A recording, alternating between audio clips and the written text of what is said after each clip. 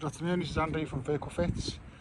Just giving you a quick demonstration of this lovely Arbarth we've done for a customer. This client actually had one of his vehicles stolen, the same vehicle.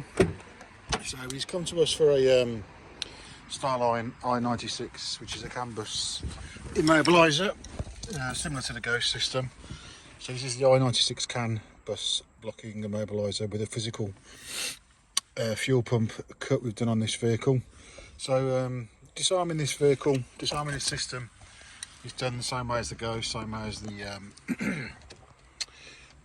Scorpion X series. It's done via the vehicle buttons. So when you turn the ignition on, you'll get 3 beeps on the buzzer.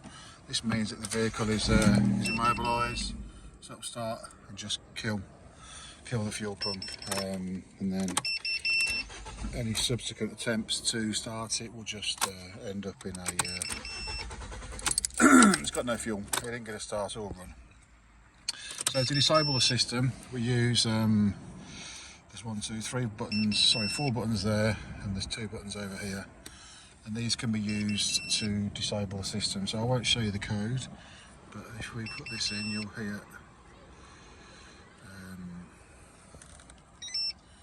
a little bleep. That means the system's disarmed and the vehicle will start and run. It's a self-arming immobiliser, which means that it kicks in after 7 seconds, between 5 and 7 seconds. Just to clarify, this engine management light was on before I started work. The guy has had a exhaust decat done, as you can probably hear. So that's basically one of the O2 sensors is missing, so that's why he's throwing up that warning light. So that was already pre-checked before I started work. Obviously, we always check the vehicle over electrically to make sure there's no faults on the vehicle. So that was showing, and he also had a fault on his wipers. So no water, and they keep catching on the left-hand wiper. So yeah, we did a full pre-check before. That is not my fault. So yeah, vehicle starts and runs. Turn the engine off. We do 5 seconds. If you try and start it, you'll hear that little authorization code. It means that it hasn't armed. It's still okay to restart. This is ideal for if you stall the vehicle. You've got 7 seconds to restart the vehicle without re-entering the code. After 7 to 10 seconds, the code is being asked for again. So you have to. It starts, but it just splutters and dies out. So what we have done on this is a physical relay cut. The relay cuts are quite important when you're getting security fitted on any security system, be it an immobiliser or an alarm system. A relay basically physically interrupts a fuel line, an ignition line, a starter circuit. We actually have to cut the wire and isolate it, and we do this in a normally open configuration. So if you know anything about relays and auto electrics, a normally open relay cut basically means that when the alarm isn't authorised, the circuit is open circuit, so there's no contact. The contact is only made when the authorisation has passed.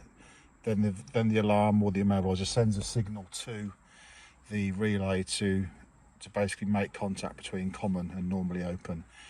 A normally open cut is better than a normally closed cut, because if the immobiliser or the alarm is found and isolated or removed, it means that the vehicle is still protected because the relay is in its open situation. If you did a cut in a normally closed configuration, that means that at rest the vehicle has contact through to the fuel system. It means that if the immobiliser is located and removed, then the vehicle will start. So that way it's relying on the alarm sending a signal to open the relay if it's not past authorisation. Sounds very technical, but basically normally open cuts are a safer, more secure way of immobilising the vehicle. It means, like I say, if someone did find the box and pulled it out, if the relay was a normally closed cut, then your security has disappeared. So yeah, this is a normally open relay cut with Canbus blocking also, and yeah, we cloak all this in fabric tape and bury the device so it's not easily findable. We are a local specialist security installer in West Midlands, Stourbridge. This customer is down the road in Stourbridge. He works in Halzoning, so it's a nice, nice close customer.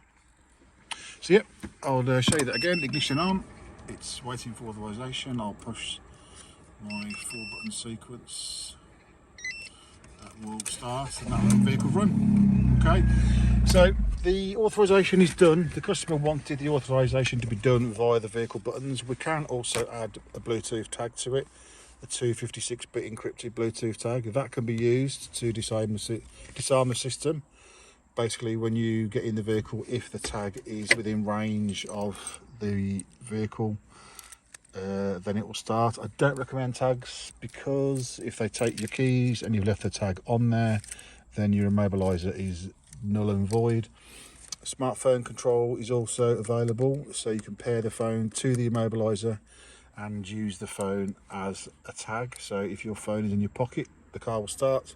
If your phone's not in your pocket, the car won't start. The range can be set down to about 1 metre. Again, trouble is, if you leave the phone in the dashboard or in your pocket or the glove box, you jump out thinking you're just going to go pop to the shops. If someone breaks in and your phone's in the car or your tag, then the immobiliser isn't going to work. It's going to be authorised because you've left a device in range. So to eliminate any of them potential hazards, we recommend do not use a tag or a phone.